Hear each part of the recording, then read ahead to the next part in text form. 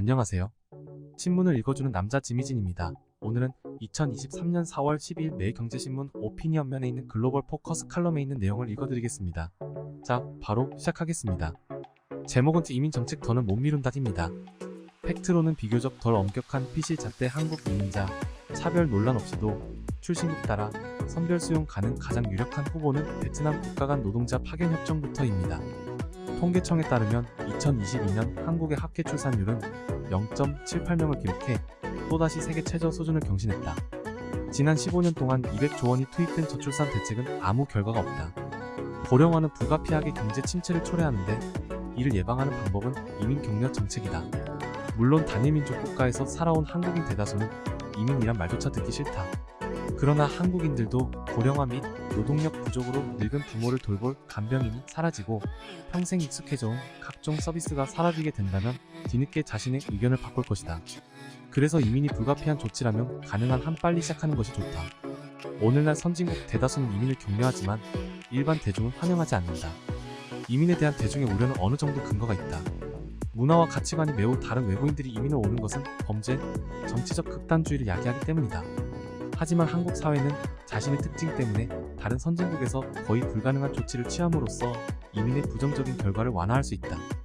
지금 선진국 대부분에는 난민 제도도 고급 노동력을 얻기 위한 점수제 이민 정책도 있다. 그러나 출신국에 따라 이민자 입국을 관리하는 것은 거의 불가능하게 됐다. 1970년대까지 많이 실시됐던 이 정책은 정치적 올바름 피식의 등장 때문에 사라졌다.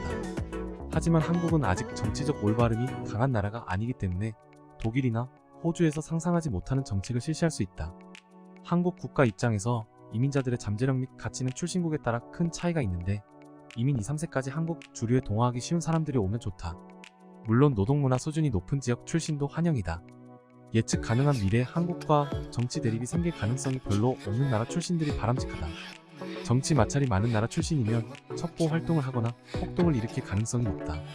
이 입장에서 제일 가치가 높은 이민자들은 동아시아 및 동남아 출신이다. 대만 사람들도 해당한다. 물론 중국이 대만을 침략한다면 인도주의뿐만 아니라 한국 국가이익 때문에도 대만 피난민들을 많이 받을 필요가 있겠다. 그러나 중국은 정치 문제가 많다. 미중 대립 때문에도 중국 문화에서 뿌리가 깊은 패권주의 정신 때문에도 중국 이민자들이 너무 많다면 국내 문제가 생길 것이다. 2008년 중국인 성화봉송 폭력 시위는 이것을 잘 보여줬다. 중국뿐만 아니라 중동 출신들도 정치적 이유 때문에 많이 오지 않는다면 좋다. 필자가 보기에 현 단계에서 제일 바람직한 이민 촉진 대상 국가는 베트남이다. 베트남은 한국처럼 유교 문화권이면서 근면하고 교육열이 높은 문화다. 정치적으로도 멀고 크지 않은 나라인 베트남은 한국과 국가 이익이 충돌할 가능성도 적다. 한자 외래어가 한국어만큼 많은 베트남어 덕분에 베트남인들은 한국어를 잘 배울 수 있다. 외모가 한국인들과 비슷한 것도 동화를 촉진하는 요소로 작용할 것이다.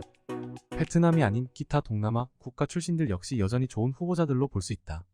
출신 국가에 따라 이민자들을 차별하는 것은 대부분 선진국에서 부정적으로 생각되지만 한국은 조심스럽게 접근한다면 아직 가능하다. 예를 들어 한국 정부가 베트남을 비롯한 몇몇 동남아 국가와 노동자 파견 협정을 체결하고 그 노동자들이 한국에 일정 기간 체류하거나 한국 국민과 결혼할 경우 영주권, 국적 등을 쉽게 받을 수 있도록 하는 방법은 도움이 될 것이다.